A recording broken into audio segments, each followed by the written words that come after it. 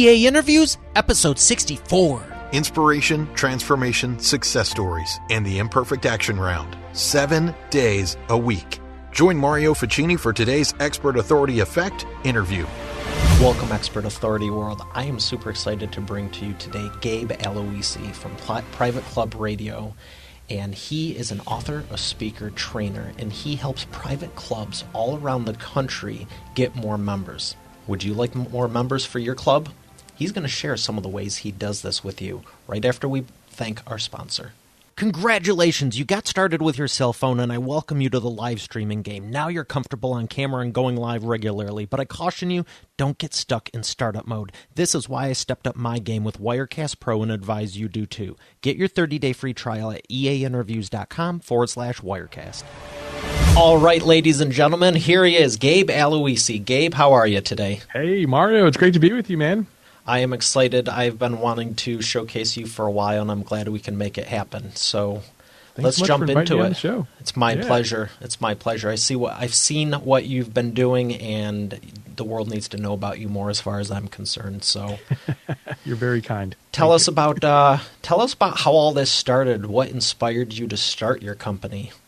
Yeah, so I've always had a real passion for golf. My dad was a private club golf professional when he was younger, and so by the time I was growing up, he wasn't in the business anymore, but golf was still our thing. We'd go out golfing, and I loved to spend time with my dad out on the golf course. By the time I was in high school and things, all my friends had jobs at golf courses. They were the bag boys, or they cleaned the place, and, some of the low-end jobs at clubs, and I just always had a passion for it. And then when I started my own business, I really saw that there was a need that I could fill, because this industry, the golf and country club and hospitality industry, often I saw was lagging 5 to 10 years behind in terms of technology or best practices or things, especially having to do with marketing, which was my strong suit. And I started the business private club agency really to solve some of the problems that I saw out there in the industry. So how do you really help the clubs get more members? Because I'm thinking of the Skyline Club here in Detroit, which I had my VIP book launch party at and have been going to for, I'm not this old, but over 10 years now. How do you really help them? Because I know with any business or club, whatever the case may be, it's how do we get more clients? How do we get more members? How do we get more students if it's a school? There's always this marketing and PR, and it's why I got into it. I love helping people, and it's one thing that every business needs. So what have you found are the biggest problems that the clubs are having, and how do you help them solve it? Yeah, there's three major problems that I see in the club industry. Number one, there's a generational shift that's happening, right? So you've got a lot of clubs. I don't know if it's the case for the Skyline Club in particular, but a lot of especially golf clubs and clubs around the world, there's a much older demographic that's been a member of these clubs, and now they're starting to age out. And the generations coming behind them, the Gen Xers, the millennials, they've got a completely new set of wants and needs. And so clubs are really having to make a shift there. I'd say the second biggest thing is clubs historically have been thought of as like old boys clubs where the guys went and played golf. They left the kids and the wife at home. And again, I think the newer generations that are coming to be the new club members, they really want a family-friendly environment. They want the children to be taken care of, the wife to be taken care of, and to be honest, a lot of the ladies in the family are controlling the purse strings, as it will. So we've got to make sure that we create a product or a service that's appealing to the whole family. And then number three is clubs have just more competition than they've ever had. So before the economic downturn, they were building golf courses at an enormous rate. They were doing like a couple golf courses a day were popping up. And there was just so much competition.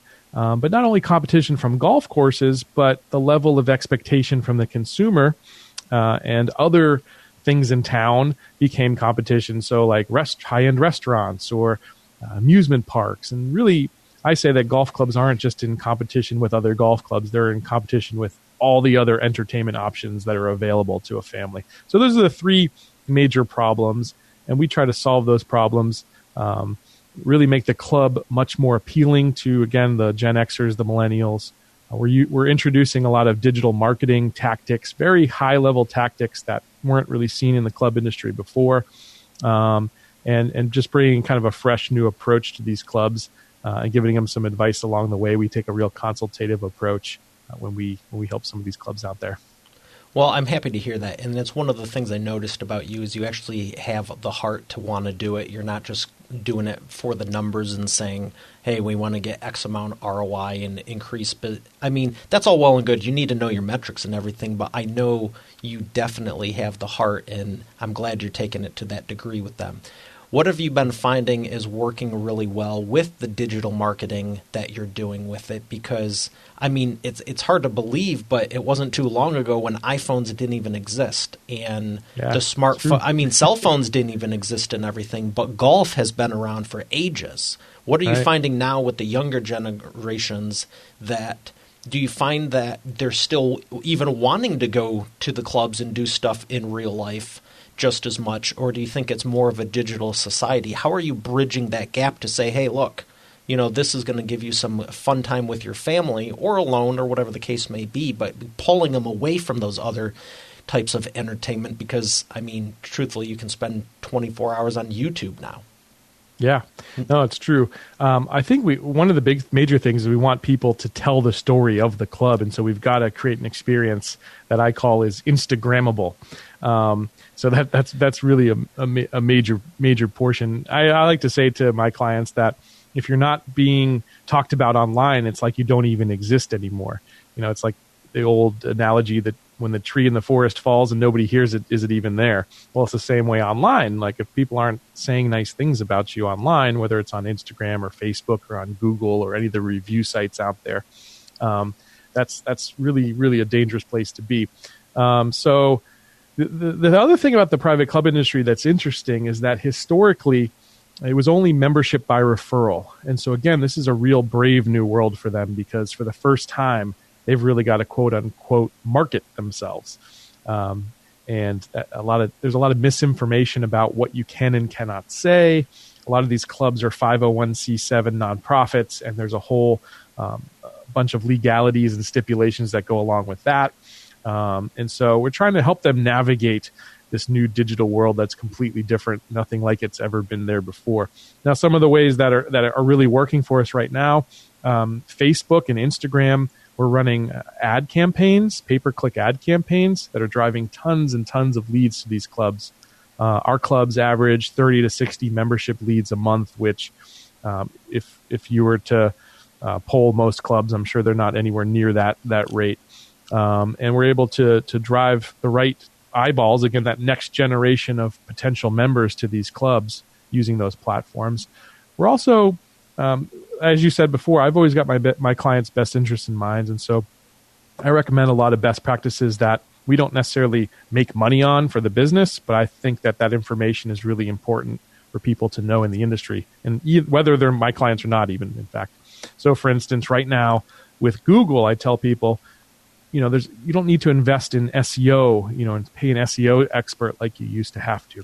Now, if you focus on the reviews and again, what people are talking about and saying about you online, if you were to do any kind of Google search right now or even a Bing search, the first results that come up are map results. So it's so important to get your members, again, telling the story of your club. So, if clubs would start to shift away from the old traditional marketing methods into these digital methods, that's how they're really going to attract that new generation.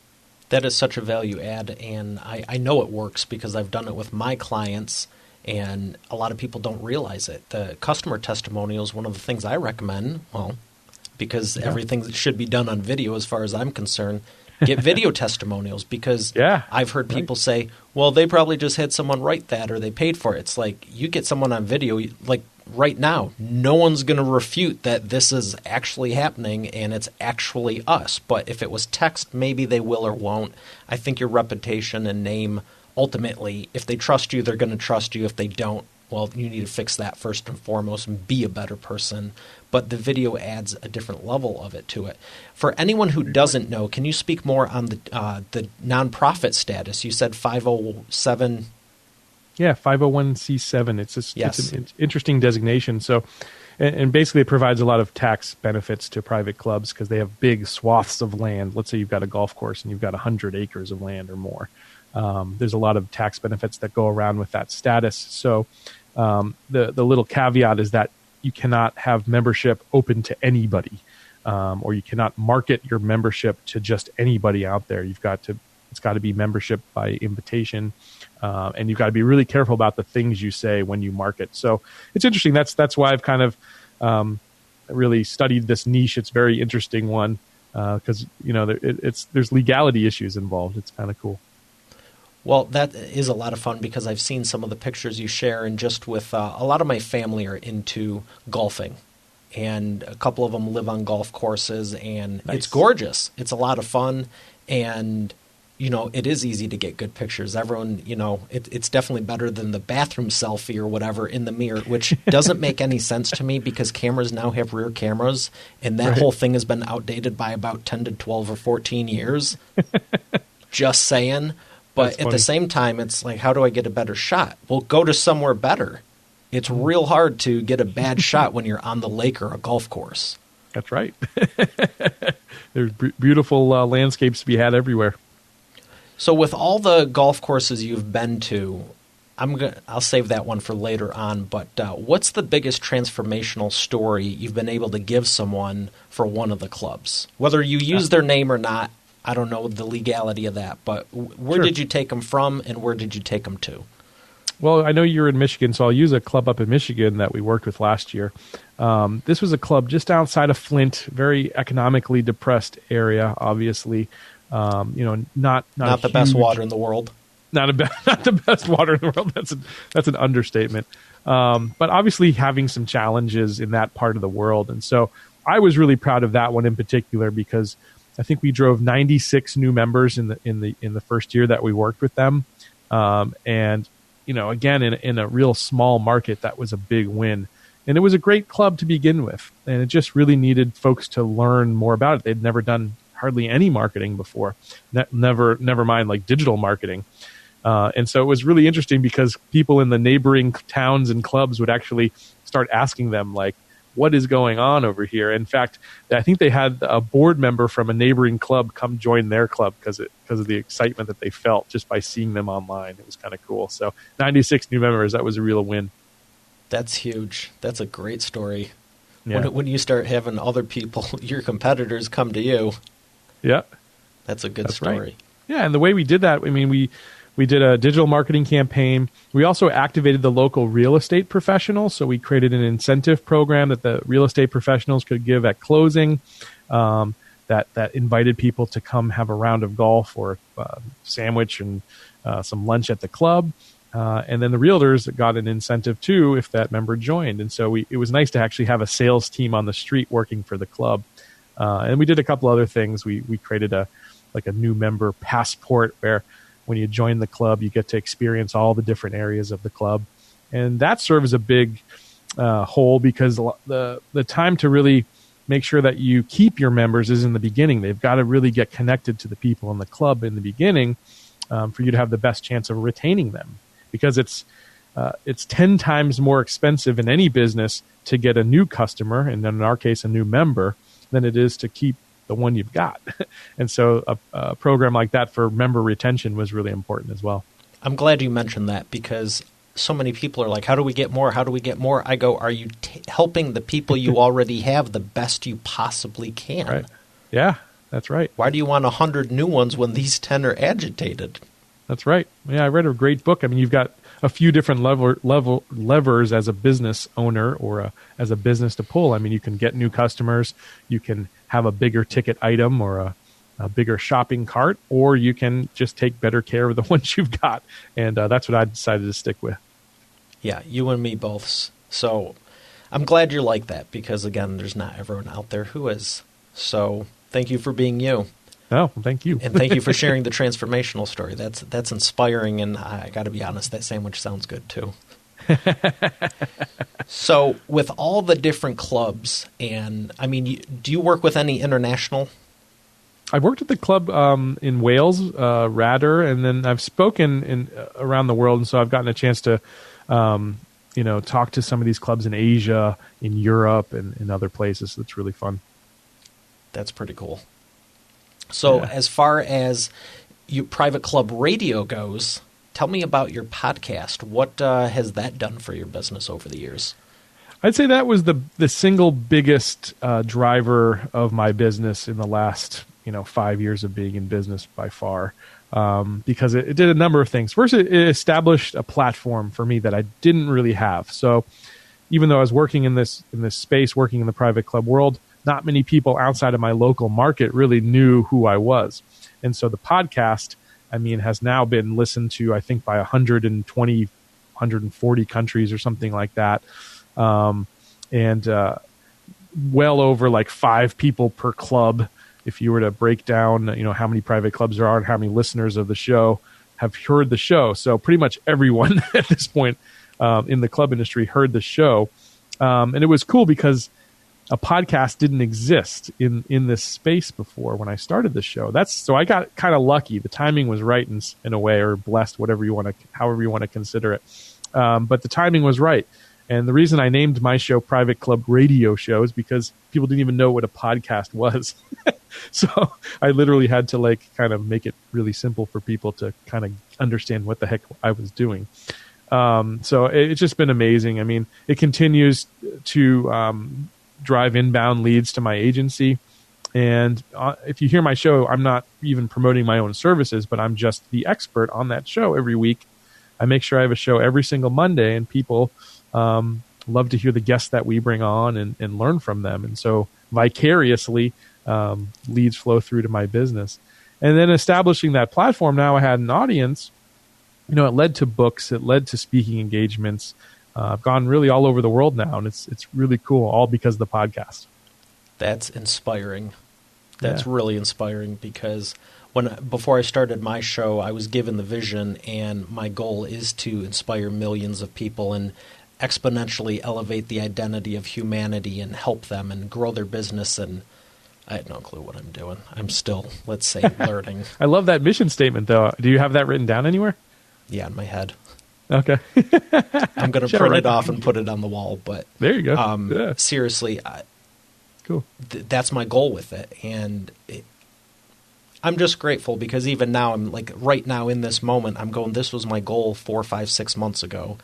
And when you're telling me these stories, and for anyone listening, it's definitely possible. It's not going to be overnight. It's going to be more work than you thought. But listen to what Gabe's saying. It's taken me all around the world and led to all these great things. And you're not even talking about your business. Right.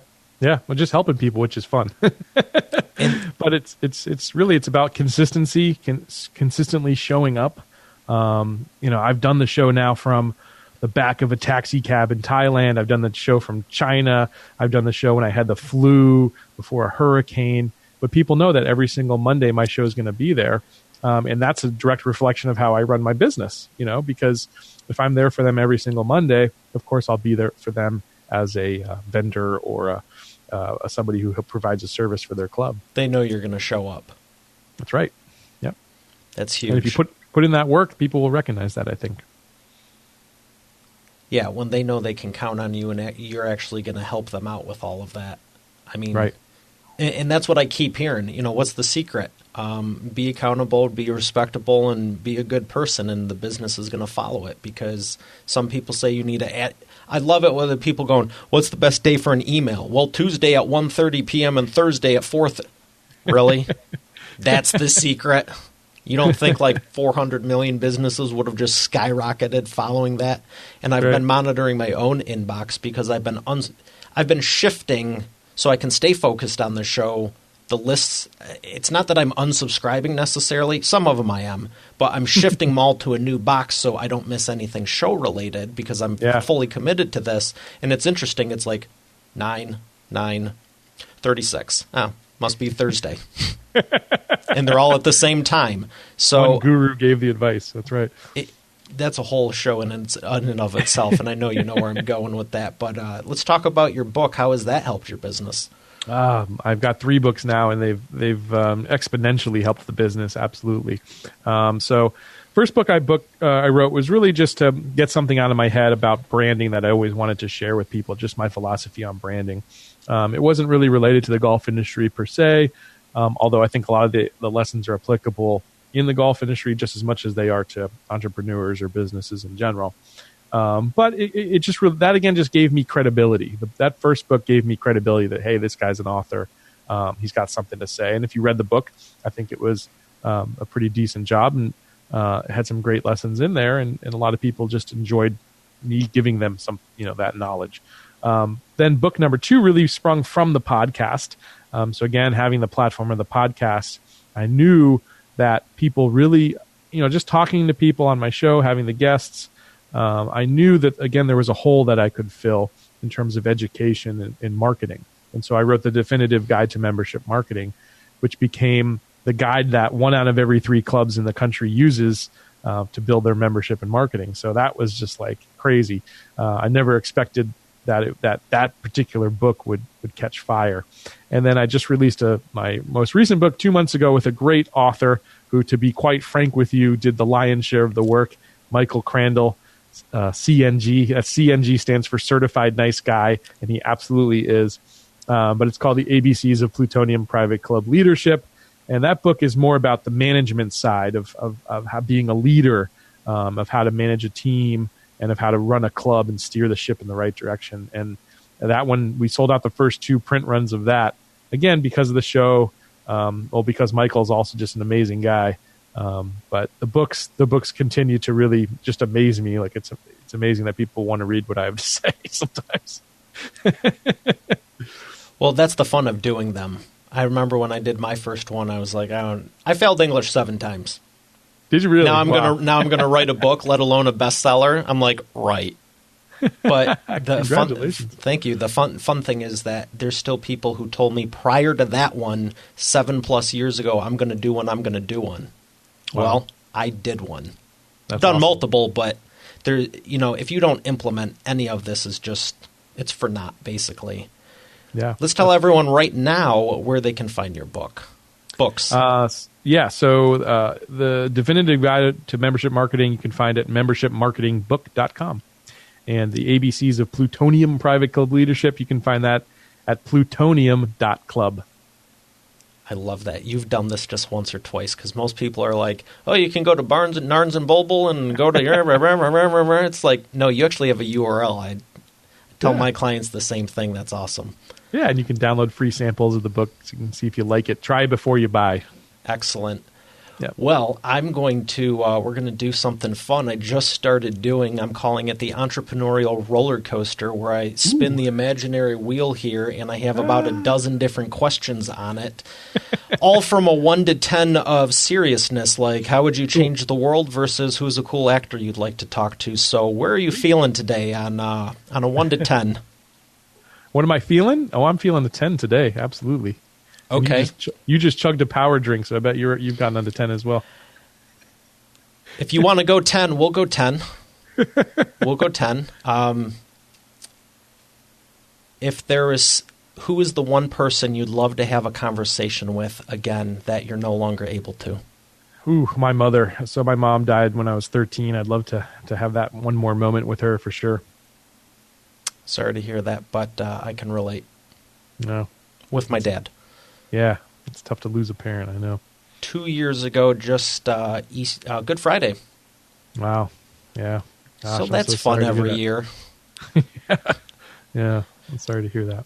But, yeah, okay, you went for 10. All right. That means I might ask you a bonus one. Some people are like, holy crap, what are you going to ask?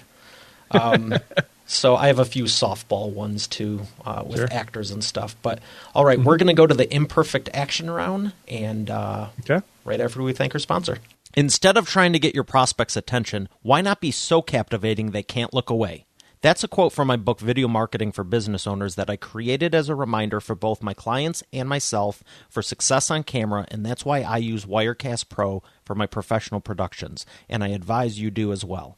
Get your 30-day free trial today at eainterviews.com/Wirecast and start filming your show professionally the way your brand and audience deserves. Once again, that's eainterviews.com/Wirecast. And we are back with the imperfect action round. Gabe, are you ready to take imperfect action? Let's do it. I have no idea what that means, but I'll do it. You do it every day. You have a successful business and all your shows and books. Yeah, I have taken a lot of imperfect actions too, I guess. I've made a lot of mistakes along the way. That's a good start. That's a good middle, and that's how we're all going to finish. Okay, let's do it. First question. What, in your experience, is the fastest path to the cash? Well, I would say is to not worry about the cash. Honestly, it's to focus on the client or the customer, whatever you call those folks in your world, but to really try to understand their needs. Because if you're going to build a successful business, it's really not about you. It's about solving someone else's challenge. And so diving really deep into what that person's challenge is. The first way that I do that is I create an app, what marketers call an avatar, but it's basically like a customer profile. And I really think about that person's day. What does that day look like? What's getting in the way? What could they use? And if I concentrate on the customer first or the client first, then all that other good stuff will come at me, I know, in the end. Excellent. Number 2, what is the biggest problem you see your prospects making, and what's the fastest way they can fix it? I think the biggest problem I see is that a lot of clubs are discounting. And when you discount, you lower the value of that brand irreparably. So you've just set a new lower bar when you create a 25% off discount or something like that. So the way I fix that is I try to elevate the brand value. I try to showcase the story and the history and the tradition of my clients so that it's irresistible to people because they want to be a part of that story. I love that. Always add value, don't lower the price. That's right. Yep. Number 3, how do you maximize customer lifetime value? Or in your case, your client. Sure. I was going to say members, but how do you maximize your... Let me ask you 2-part. How do you maximize your client lifetime value, and how do you do it for the members of the club, for your clients? Well, for me, in fact, I'll give you an example. We launched an initiative this year with my team of just finding ways that we could do something unexpected, surprise and delight our own clients. And it serves a few purposes, right? It keeps us at the top of their mind because when they get something from us, so I'll give you a couple examples. We gave people, well, I'll let you in on something we're about to do. We're creating little notepads, personalized notepads for each of our best clients, and we're going to mail them to them. Just so they have something nice on their desk. We've created like event calendars that we just emailed to our clients so they know about all the events that are happening that they might want to put programs together in their clubs for. So it's basically touching your clients in unique, unexpected ways. I think that's one way for them to stay for you to stay top of mind with them, which again in turn will lead to a longer client, which hopefully that leads to the higher customer value, obviously. Now, for our own clients, in terms of how they add more to their members, it's again from the consultative approach, showing them strategies that I've learned, because we honestly don't have to even reinvent the wheel, but I do a lot of learning from all the visits that I take around the country and around the world, and just taking those ideas back into the clubs so that they can repurpose those for their members with more exciting events, more exciting promotions or amenities and things like that. That's huge. Yeah. Books. What is a book you would recommend that's made the biggest impact on your life? Oh, man, there's a ton of books that I love. I love all the Malcolm Gladwell books. So Blink was probably my favorite book by him. I'm also, if you go into the fiction world, I love Ernest Hemingway's writing. I think he's just a great storyteller. And telling a great story, again, even as a business owner, that's such an important thing to do. And then I recently read a great book called Breeding Gazelles, and it was great great for my business because, I've had this kind of certain level of business now for, I don't know, the last 3 years or so. And to really break into that next level, this book is great in terms of the core lesson is that in order to get better results, you really got to change your thinking. So when you're a business that's maybe in the, $500,000 to $1 million range is completely different thinking than the businesses that are doing 10 million, and a completely different, thinking than a business that does 100 million. And so there's some pretty interesting strategies in that book, Breeding Gazelles. Excellent. I will make sure that makes it into the show notes. That's a great recommendation because a lot of people don't realize that they think the thinking that got them there will get them where they want to go, and it won't. You have to change it, like you're saying. Yep, have to have a whole new skill set, and so I've been learning a lot this year in terms of learning some CEO skills as I'm trying to scale my business. Excellent. Yeah. So as far as the storytelling, when you were saying Ernest Hemingway, let's touch on that real quick about why you feel it's so important to be a good storyteller with a business, even if you're not a writer, so to speak. Yeah, I think it's because, just as humans, our entire history, from the days we sat around at campfires listening to the chief, stories have been a really important part of human history. And it's a way of breaking through that critical barrier that people have in their minds of, hey, I don't want to be sold to. But we want to learn, and we want to hear a story, and we want to be compelled, and we want to be part of the story in the end. And so I think that it's probably the most powerful and most underutilized tool that a brand has, again, whether you're a golf club or any company out there. But telling a story, and if you look at most stories, they have a very similar narrative arc.